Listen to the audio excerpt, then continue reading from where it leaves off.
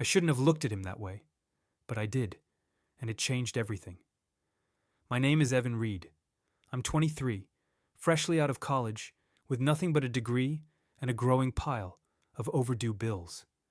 That day, when I first walked into his office, I was desperate for any kind of job, any foothold to climb out of the mess my life had become. I expected the usual, an interview, a handshake, maybe a polite rejection. What I got was a look that unsettled me more than his office's cold glass walls. Dorian Vale sat behind a massive desk, his presence filling the room without effort. I remember thinking his eyes were almost too sharp, as if they pierced through the polished suit into something fragile beneath. He didn't ask me about my resume or references. Instead, he said one sentence, "I'm not sure you're here for the work." I blinked, unsure if I'd heard right. He didn't smile. Not at all. He just watched me, waiting, as though he could read the confusion on my face and 1,000 other things I wasn't ready to say aloud. He was a billionaire, CEO, a man used to command, and yet in that moment, he seemed vulnerable, like he was hoping I wouldn't walk away. If you had been there, you'd have seen what I saw. The faint tremble in his jaw, or the way he hesitated before leaning forward. The air between us thickened, charged by all of that silent communication he refused to share, because revealing too much meant losing control. Our first handshake was brief, but firm. His palm was warm, surprisingly so, and I felt my heartbeat hitch. I told myself it was nerves, but deep down, I knew something had shifted. You wouldn't understand why I kept coming back after that interview. Why, despite every warning in my head, I accepted the job as his personal assistant. It wasn't just about the paycheck. It was about wanting to understand him, to unravel whatever secret made his gaze linger on me longer than it should have. The days after were a strange balancing act. I was learning to read him without words, deciphering glances and subtle body language, like a language secret to the rest of the world. His demands were precise, but loaded with unspoken meaning. Tasks that felt less like work and more like tests of my patience and presence. I remember the first time he called me into his private study, not for work, but for a conversation that didn't require words. We stood there, the afternoon sun casting long shadows over leather-bound books and expensive art. I watched his fingers curl around a porcelain cup, and he caught my stare. He smiled again. Again. That smile wasn't for the cameras or the boardroom. It was a secret between us, proof of something neither of us admitted. I looked. I shouldn't have. And yet, I wanted to look forever. There was a tension in the air, fragile and electric. It made my skin pulse and my breath catch. It wasn't just attraction. It was something deeper, more dangerous. That first encounter marked the beginning of everything, the unraveling of my own fears, the slow, burning realization that I was caught in something far bigger than a job. A story unfolding in silences, glances, and the weight of unspoken truths. I still don't know if it was love. Maybe it wasn't, but it hurt like it. You think being a personal assistant to a billionaire would mean endless meetings and clear instructions? You're right, but there's a side no one talks about. The silent instructions carried in his eyes, the weight behind his pauses, the hesitation before he speaks. My first days with Dorian were like walking a tightrope without a safety net. I showed up early, dressed in my best attempt at professionalism, but no outfit could shield me from the atmosphere he carried. He moved through the office like a ghost, at times distant and cold, but then there were those moments when he'd look at me with a softness I didn't expect. It was confusing. Was he testing me? Or was he searching for something he didn't know how to ask aloud? I couldn't tell. And every day, the space between us felt charged, like static before a storm. I remember one morning distinctly, the first time I arrived before him. The office was still half asleep, blinds filtering the sun into stripes across the floor. He hadn't noticed me yet. I saw him standing by the window, hands dug deep into his pockets, shoulders stiff.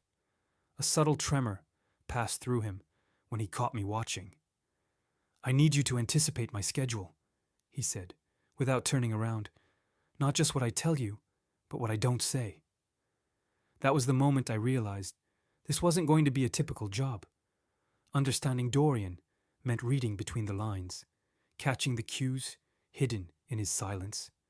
The days felt like rehearsing a dance where every step mattered.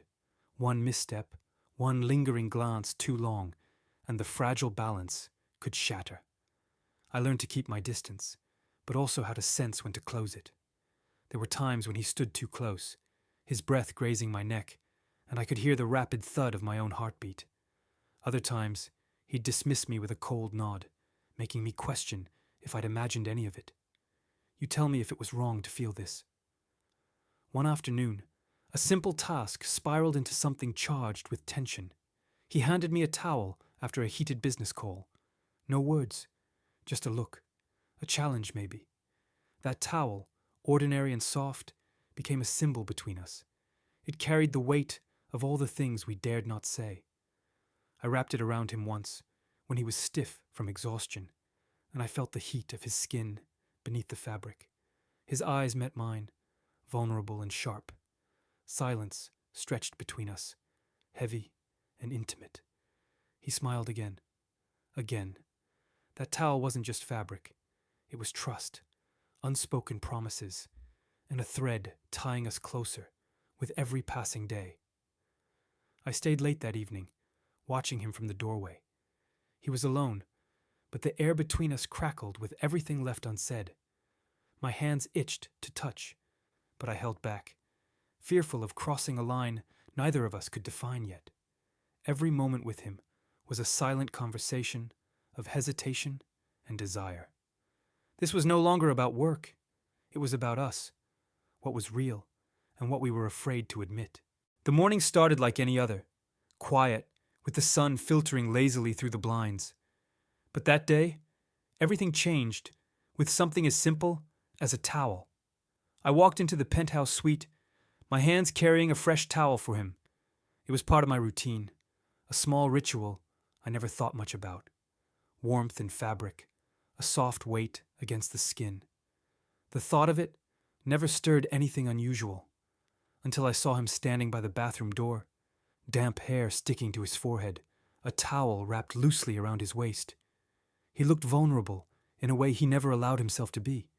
No suits, no cold glances, just raw, human fragility. His bare chest rose and fell steadily, skin dotted with droplets of water, glistening like tiny stars. Our eyes locked.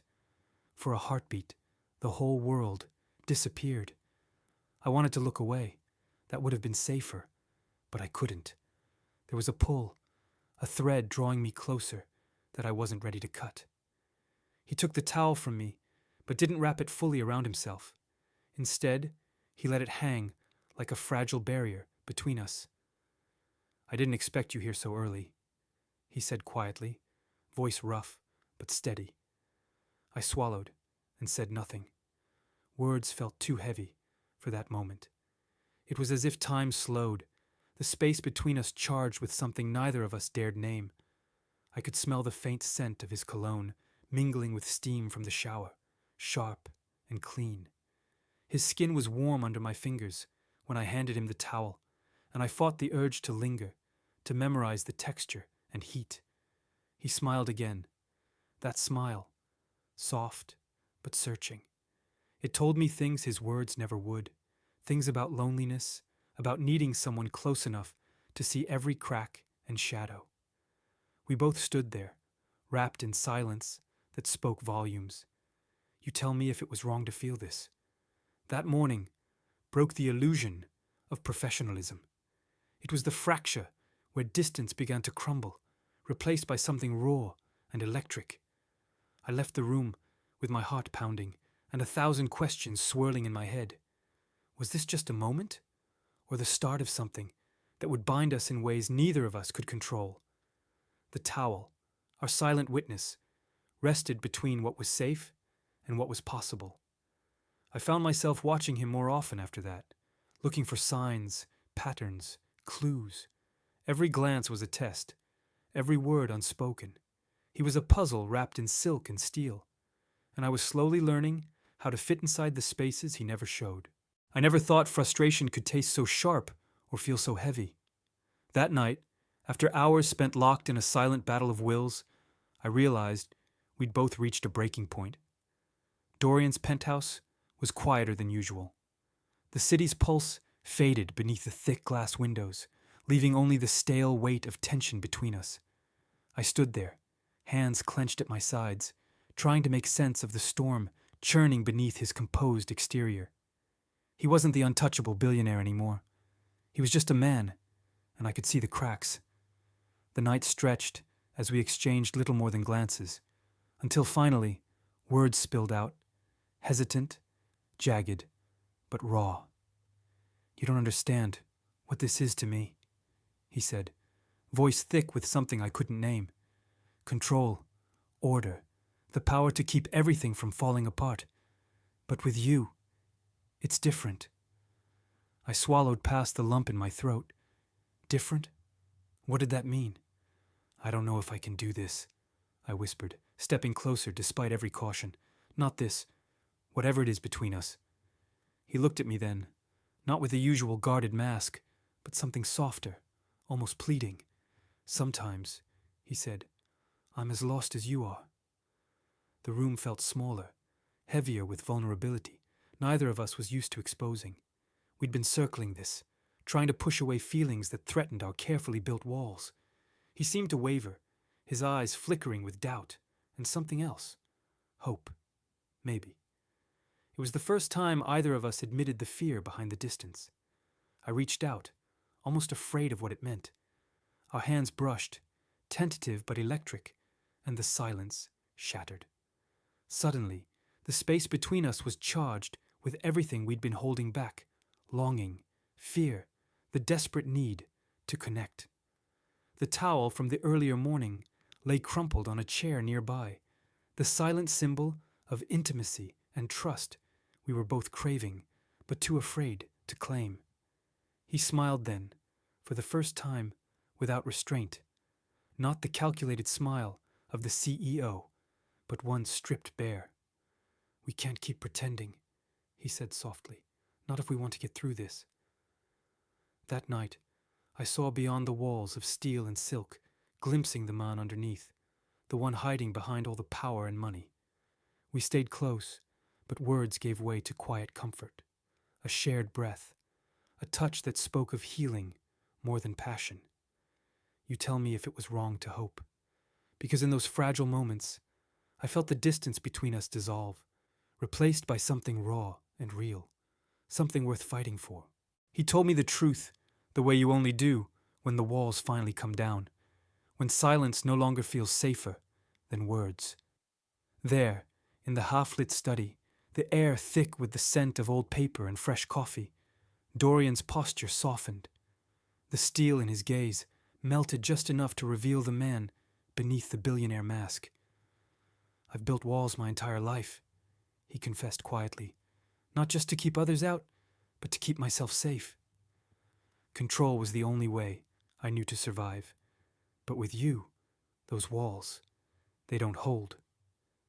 The confession hung between us, fragile as a glass vase, threatening to shatter with the slightest movement. I reached for the cup of coffee on the desk, the warmth a small anchor in the charged silence. "I stayed," I said simply, voice barely above a whisper, "because I saw what you needed, but couldn't say. Because beneath all that control, I saw someone who's as broken as I am." His eyes didn't flick away. They held mine, steady and searching, like he was trying to decode the map of my truth. It was a moment that shifted everything, a fragile truce between two broken souls learning to trust. No grand confessions, no dramatic declarations, just honesty, raw and trembling, the kind that builds bridges rather than walls. The towel, always nearby, was draped over the chair. It had become a symbol of vulnerability, of trust, of the unspoken promises we were beginning to make to each other without words. He reached out, and I didn't pull back. Our fingers brushed, tentative, then lingered. a small connection, but enough to send a wave of warmth through my chest. We didn't need to speak. The silence between us said more than words ever could. You tell me if it was wrong to let myself feel. Because in that room, with the quiet hum of the city beyond the windows, I realized this wasn't just a job or a fleeting complication. It was the start of something deeper, something that scared me, but also held the promise of healing. He smiled then, the same smile I'd been chasing since the beginning. But now, it wasn't a secret or a test. It was an invitation. Maybe, he said softly, we don't have to be alone anymore. And for the first time, I believed him. The terrace was cool in the early evening, the city lights flickering like distant stars beneath us. It was our quiet refuge above the chaos, a place where time seemed to slow, and the noise of the world faded into soft echoes behind glass and steel. I stood beside Dorian, the thin fabric of the towel from earlier draped over his shoulders, a bridge between the man he was and the man he was becoming. The weight of the day hung in the air, but beneath it, a pulse of something new, something fragile yet undeniable. We didn't talk much. Words had run their course. Instead, we shared the silence that spoke louder than any confession could. His breath was steady against the nape of my neck, warm and grounding. My fingers found his hand, tentative at first, then with quiet assurance. That single touch was everything. Yearning, release, peace all mingled together in a moment that was as irreversible as it was serene. I saw in his eyes the same fear and hope wrestling for space inside him. He didn't have to say anything. I understood. After that touch, after that unspoken promise, nothing was ever the same. The towel slipped from his shoulders, forgotten, like all the defenses we'd shed over time. We stood there, two broken souls suspended between what was and what could be, caught in the delicate balance of surrender and trust. The city stretched below us, indifferent yet beautiful, witnessing our quiet revolution. I breathed in the night air, the scent of distant rain, and something softer, hope. Silence was an answer too. You tell me if it was wrong to want this, to want him. Because sometimes love isn't loud or dramatic. Sometimes it lives in the quiet moments, filled with touch, silence, and the courage to be vulnerable. And that night, on that terrace, I learned the truth about connection, how it can heal even the deepest wounds just by being there.